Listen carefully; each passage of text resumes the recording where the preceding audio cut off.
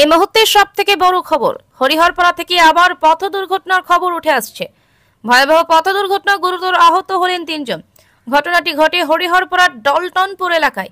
Petrol পাম্পে তেল ভরার উদ্দেশ্যে একটি বাইক আসছিল। সেই সময় তার বিপরীত দিক থেকে একটি অটো আসছিল।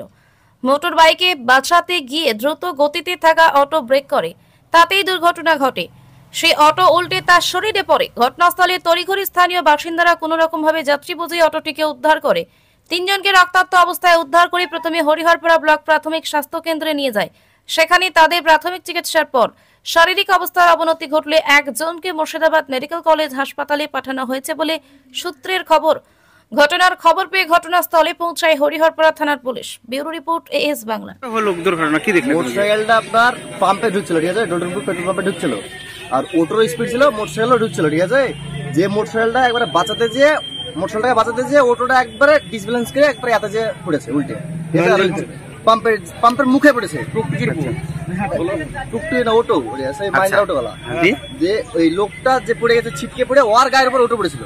দিয়ে ওকে ওটো সবাই মিলে হাতে উঠতে গেছিল, তোলার পর ওকে বার করা আছে টেনে। দিয়ে আপনারা নিয়েছিলেন? আমরা হসপিটালে নিয়েছিলাম। কজন আহত হয়েছে? 3 জন। মানে মোটরসাইকেলওয়ালাকে হালকা লেগেছে, আর 2 জন, একটা মেয়ে আর একটা ওই অটোতে কজন যাত্রী ছিল? কত জন আমরা তো 5 জন ছিল। ড্রাইভারকেও দেখিনি আমরা। ওকে নিয়ে ব্যস্ত। একজন গুরুতর, 2 জন। বহরমপুর কজনকে পাঠালো? বহরমপুরে 1 জন পাঠালো। আর আরো 2 জন আহত হয়েছে। টোটাল 3 জন। আপনি নিয়ে এসছেন? আমরা লিস্ট 3 জন তুলে নিয়ে এসছেন। কি নাম আপনার? আমার নাম রাজেশ।